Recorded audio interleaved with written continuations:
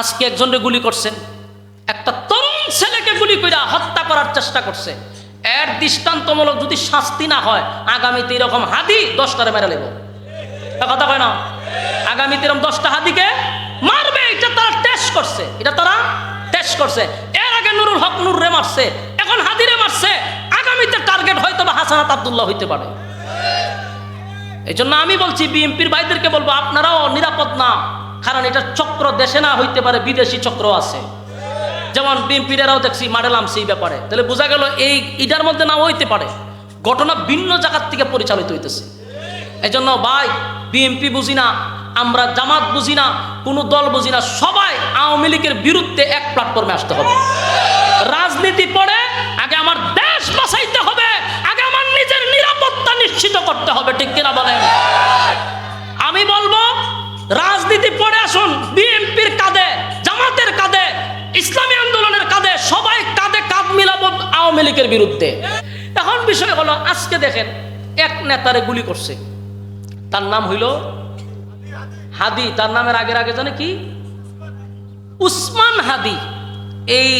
এই প্রজন্মের তরুণ একজন নেতা, খুব সুন্দর সুন্দর কথা বলে, সত্য কথাগুলি মানুষের সামনে তুলে ধরে। আমি কোন দল করে সেইটাও জানি না, কিন্তু কথা হইল, এই ছেলেটা তো কোনো এই পর্যন্ত কোনো অসত্য কোনো কথা বলে নাই, সত্য কথাই তো বলতেছে। সমাজের বিশৃঙ্খলা নিয়ে সে কথা বলছে, দুর্নীতির বিরুদ্ধে কথা বলতেছে, তোমরা যত অপকর্ম করো তার বিরুদ্ধেই কথা বলতেছে। এখন রাজনীতিকভাবে এটা তোমাদের বিষয়, একটা দ্বন্দ্ব থাকে, একটা হিংসা থাকে, ভিন্ন জিনিস। এই লেখে একটা মানুষকে কেউ গুলি করতে পারে? হ্যাঁ, এখন ওনারে গুলি করছে। এই ছেলেটা যদি পাইছে 10% জনপ্রিয়তা, যদি সে আল্লাহ তারে হায়াত দিয়ে আবার বাঁচায় আর আল্লাহ উড়াইয়া আনতে পারে, মালিক যদি উড়াইয়া দেয়, মনে করেন আল্লাহ তারে সুস্থ করে আবার ফিরাইয়া দিছে, তাহলে 100% জনপ্রিয়তা বাড়বে। 10% দিয়ে কত পার্সেন্ট হয়ে গেল? ফুল 100%, ফুল চার্জ। তুমি তারে আক্রমণ করে দমাইতে চাইছিলা, কিন্তু যদি আল্লাহ তার হায়াত বাড়াইয়া দেয় আর যদি এটা দাঁড়াইতে পারে, 100% জনপ্রিয়তা বাড়বে। কিন্তু এখন যে সারাটা দেশ অশান্ত করলো, এখন মূল ঘটনা যারা তার উপরে আক্রমণ করছে, এই অশান্তটা করছে কেনা? তৌহিদি জনতা এখন চিল্লাইতেছে, এরা কি এটার কারণ না? যে মারছে সে কারণ। তাহলে এই মানুষগুলোর উত্তেজিত করার পিছনে যারা মূল কারিগর, শাস্তি তাদেরকে দেওয়া দরকার। কিন্তু দোষ দেখার এরা মব সৃষ্টি করতেছে, এরাও কিন্তু সেই সুতায় বাঁধা, তারাও সেই সুতা। সহজ কথা এরা বুঝে কম। এই জন্য একটা কথা আছে, সোজা আঙ্গুলে ঘি উঠে না। বেয়াদ্দবের বাচ্চা গল, মানুষ অশান্ত হয় কেন? যারা অশান্ত করে তাদেরকে বিচারের আওতায় আনো, তাদেরকে দৃষ্টান্তমূলক শাস্তি দাও, দেশ অশান্ত হবে না। অশান্ত হয় কেন, এটার পিছনে তদন্ত করো। যারা অশান্ত করে এর বিচার নাই, আর যারা মাডল আনছে এরা মব সৃষ্টি করতেছে।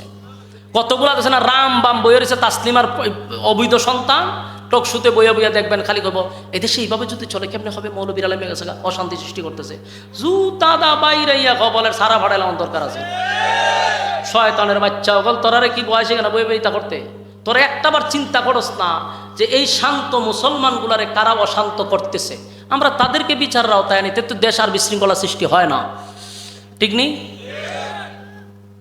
আল্লাহ এই ফিতনার থেকে আমাদেরকে হেফাজত করুক। আগামী দিনে দেশ কোন দিকে যায় বলা বড় কঠিন। কথা কন্যা দিই, এক বিপদ গেছে, আমরা কি বিপদ থেকে উদ্ধারিত হয়েছি? বরং আগের থেকে পরিস্থিতি এখন ভয়াবহ হয়েছে। আল্লাহ জানে নির্বাচনের আগে আরো কত ঘটনা ঘটে। নিজের জীবনের নিরাপত্তা আমাদের নাই। আপনি ঘর থেকে বাইরে বাজারে গেছেন, বাজার থেকে ঘরে আসবেন, এটা নিশ্চয়তা এখন নাই। মানুষ এখন আতঙ্কে আছে। এই দেশের কোনো মানুষের এখন সেফটি নাই। মানুষ দিশেহারা হয়ে গেছে, দেশে থাকবে কি থাকবে না, মানুষের অবস্থা খুব ভয়াবহ। একটা সন্তান ঘর থেকে বাইরেছে, ফিরায় আবার ঘরে আসবে কিনা, মানুষ চিন্তিত। বা এই কারণে কি এতগুলো রক্ত দিছিল মানুষ? শান্তির জন্য দিছিল। শান্তি কি পাইছে? শান্তির মারে মাইরা খবর দিয়া লাইছেন, তো শান্তি পাইবেন কো? আজকে একজনকে গুলি করছেন, একটা তরুণ ছেলেকে গুলি করে হত্যা করার চেষ্টা করছে। এর দৃষ্টান্তমূলক যদি শাস্তি না হয়, আগামীতে এরকম হাদি 10টারে মেরে নেব। কথা কয় না? আগামীতে এরকম 10টা হাদিকে মারবে। এটা তারা টেস্ট করছে, এটা তারা টেস্ট করছে। এর আগে নুরুল হক নুররে মারছে, এখন হাদিরে মারছে, আগামীতে টার্গেট হয়তো বা হাসানাত আব্দুল্লাহ হইতে পারে।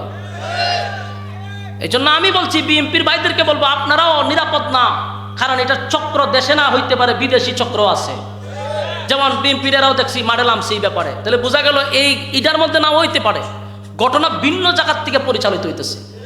এই জন্য ভাই বিএনপি বুঝি না, আমরা জামাত বুঝি না, কোনো দল বুঝি না, সবাই আওয়ামী লীগের বিরুদ্ধে এক প্ল্যাটফর্মে আসতে হবে। রাজনীতি পড়ে আগে আমার দেশ বাঁচাইতে হবে, আগে আমার নিজের নিরাপত্তা নিশ্চিত করতে হবে, ঠিক কিনা বলেন? আমি বলবো রাজনীতি পড়ে আসুন, বিএনপির কাঁধে, জামাতের কাঁধে, ইসলামী আন্দোলনের কাঁধে, সবাই কাঁধে কাঁধ মিলাবো আওয়ামী লীগের বিরুদ্ধে। এখানে আমাদের মধ্যে কোনো ভেদাভেদ নাই। রাজনীতির মধ্যে হিংসা থাকতেই পারে, একজনের বিরোধিতা আরেকজন করবে, এটি স্বাভাবিক, কিন্তু আওয়ামী লীগের বিরুদ্ধে আমরা সবাই এক। কারণ এই সান্দি যদি আবার আয়ে, তাহলে বাবা বিএনপিরও খবর থাকতো না, আমরা হুজুরেরও খবর থাকতো না, ঠিক নেই? আয়নাগর দেখবেন সমুদ্রের নিচে বানায় তৈব। এই জন্য আমরা সবাই এই ক্ষেত্রে, আওয়ামী লীগের ক্ষেত্রে বিএনপি জামাত বুঝি না, আমরা এক হইতেইব। সমস্ত দল এক প্ল্যাটফর্মে আসতে হবে, এই ব্যাপারে কোনো ছাড় যেন দেওয়া না হয়। রাজি আছেন তো ইনশাআল্লাহ? তাহলে যারা বলতেছিলাম যে মাঝে মধ্যে সাইজ করতে হয়, আমরা যদি সাইজ না করেন তাহলে গায়ে ভাড়া দিয়ে ঝগড়া করবে। ইসলাম সব সময় আপনাকে নরম থাকতে বলে নাই। যখন ইসলামের উপরে আঘাত আসবে আপনাকে সুবহানাল্লাহ পড়বেন, কথা কয় না? ইসলামের উপরে যখন আঘাত আসবে তখন সুবহানাল্লাহ না, আল্লাহরে গালি দিলে তখন সুবহানাল্লাহ না। আল্লাহরে গালি দিলে আপনি তাসবিহ তুলে মসজিদে সুবহানাল্লাহ পড়তেছেন, এটা আপনি ইসলাম আপনার শিক্ষা দেয় নাই। তখন আপনার মাথার পাগড়ি মাথায় বেঁধে ওটার বিরুদ্ধে আপনার জায়গার থেকে আপনি অবস্থান করবেন, ইমানি দায়িত্ব, ঠিক না বেটি?